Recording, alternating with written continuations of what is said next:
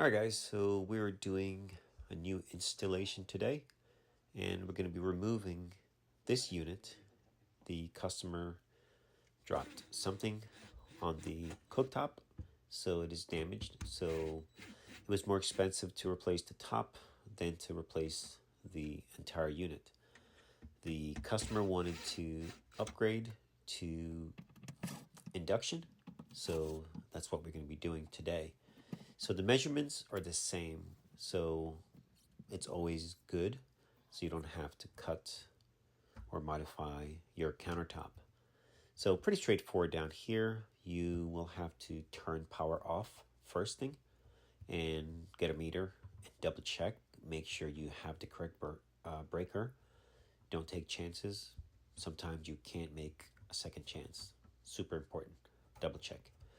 Once power is disconnected, all you have to do is remove the wires. Now on cooktops, you're going to have pretty much two wires. You're going to have a black and a red and a ground or copper. So if you have a white, you don't use the white. You're just going to basically connect your red to the red. Or if you have two blacks, just connect your red to black and your black to black, and then your green is going to go to the copper wire, or it might be a green wire. Now to remove the cooktop, it's going to be kind of tricky. In this case, we have what it's called a suction cup and gravel, and it lifts it and it makes it a lot easier. So make sure you clean your area before you put your new unit in.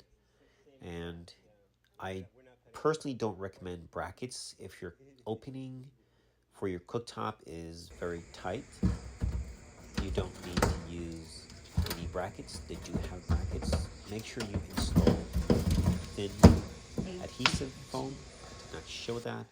And that goes under the edge of the cooktop towards the body, releasing gravel vacuum. And make sure you seat it in very slowly. You might need someone to help you. What you could do, set one edge down slowly and reach under and slowly lower the cooktop. You will need to secure your cord, and of course you will have like a nut, and make sure you tighten that nut before you insert it. Make sure everything is to code, and again, be careful with electricity, and just make sure you get your wire nuts, secure the wires properly, make sure they're tight before you actually stop twisting.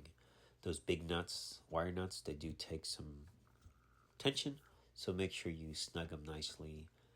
Tuck everything back into the box before you secure it. Make sure no wires are sticking out.